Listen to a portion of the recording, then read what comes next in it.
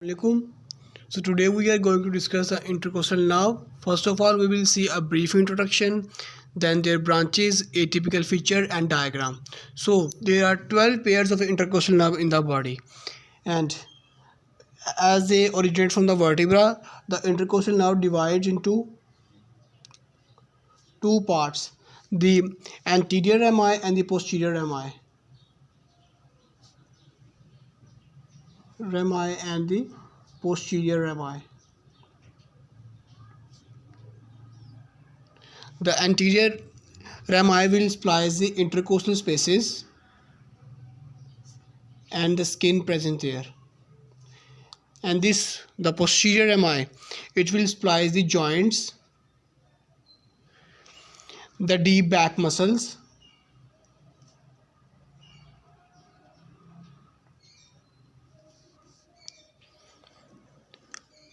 and the skin of back side of the body, skin of back.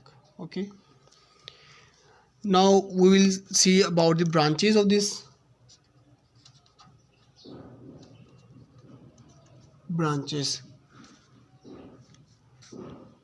So the intercostal nerve are divided into the 5 branches. We will discuss them here. The first one is rami communicans.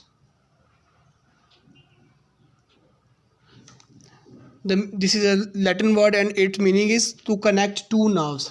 Connect two nerves. Okay, and these rami communicants are connecting the sympathetic trunk with the intercostal nerve. What they are doing is connecting sympathetic trunk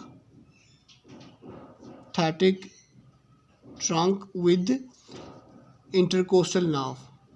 Okay, so the second branch will be the collateral branches.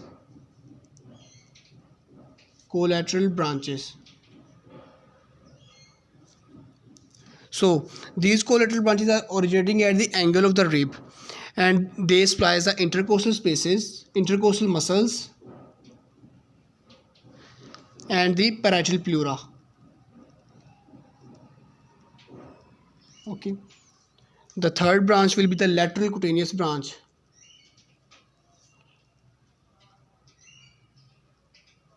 As the name shows, they will splice the skin of the lateral side of the thoracic and the abdominal wall. Skin of lateral thoracic and abdominal wall.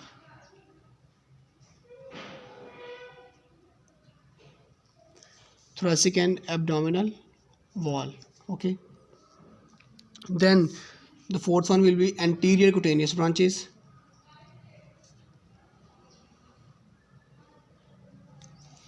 And they will splice the skin of the anterior thoracic and abdominal wall.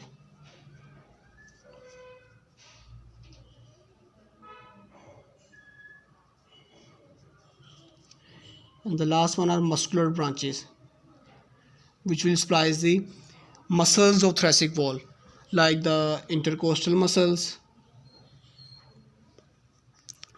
the subcostal muscle, transversus thoracis,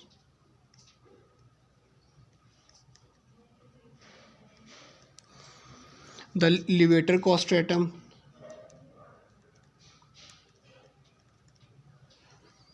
and serratus posterior, etc. So now we will first see it in the form of diagram, and then we will discuss its atypical features. So this is the vertebra and this is the sternum, and now we will draw the intercostal nerve and intercostal muscles. Okay, first of all we will draw the intercostal nerve. It will start here from the vertebra like this, and it will end here. Okay, and this is the anterior rami. This is intercostal nerve, and here it will give the posterior rami also. We will also draw it here. This will be the posterior rami and this will be the anterior rami. This is posterior rami and this is the anterior rami. Okay, So here will be present the sympathetic trunk. I will show the rami communicant. Okay, and here both are connected, and this branch, this we will call the rami communicants.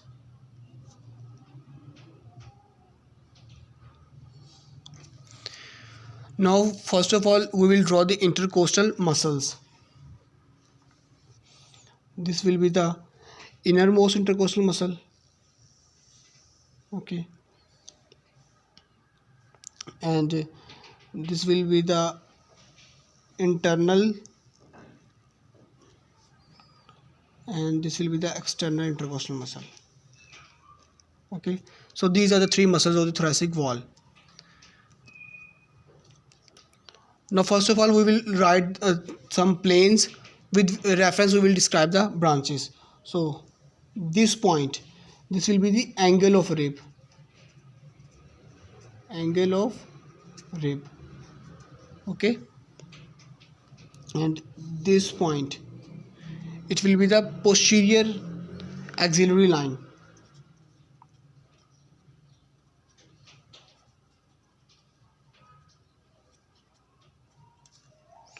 And about this point, this will be the anterior axillary line.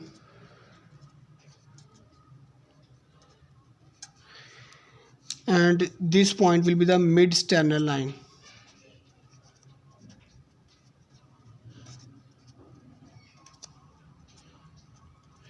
So now we will see the branches here.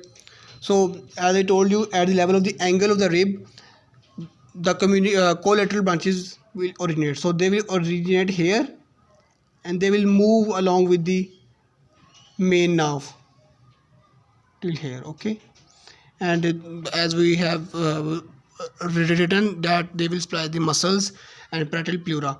So now we will see the lateral cutaneous branches. They will arise in the mid axillary line. So mid axillary line will be at the mid of these two, means here.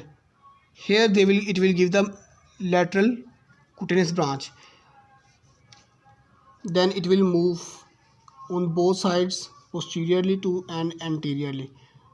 These are the two branches. This is the lateral cutaneous, and this is the posterior branch of lateral cutaneous, and this is the anterior branch of the lateral cutaneous. Okay, and similarly this posterior rami will also give the medial and lateral branches. This will be its lateral branch, and this will be its medial branch. Okay, this is this posterior rami. Now here at its termination, it will give the anterior cutaneous nerve. It will divide into the lateral branch and the medial branch, which will side the thoracic wall. This is the anterior cutaneous.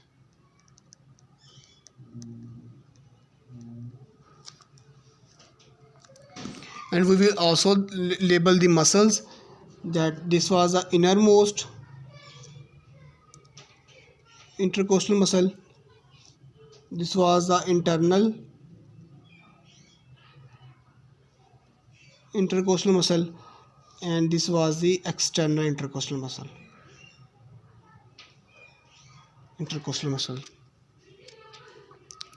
So now we will see the atypical features of these nerves here.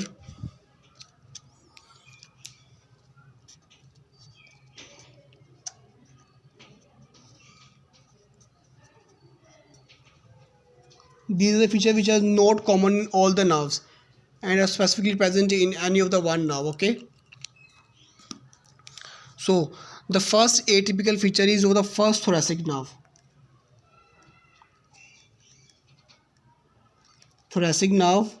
And that feature is that it divide into it will divide into two branches. Okay, one will go to the brachial plexus and other will form the intercostal nerve. Okay, first it will divide into two branches, that one will go to the brachial plexus and one will be the intercostal nerve, and this also only happen in the first thoracic nerve. Second atypical feature is that the first and the second intercostal nerves they will course on internal surface of ribs, and all the other nerves, they will coast on the inner surface of the ribs in the coastal groove. Okay, the third atypical feature is that first intercostal nerve don't have the anterior cutaneous branch. All other will have the anterior cutaneous branch except the first nerve branch. Okay, the fourth atypical feature is that the second intercostal nerve, it has a large lateral cutaneous branch, large lateral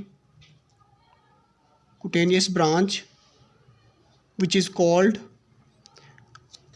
the intercostobrachial nerve.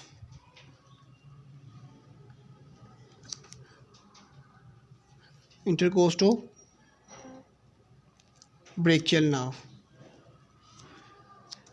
And this nerve, the intercostobrachial nerve, it will anastomose with the medial cutaneous nerve of arm,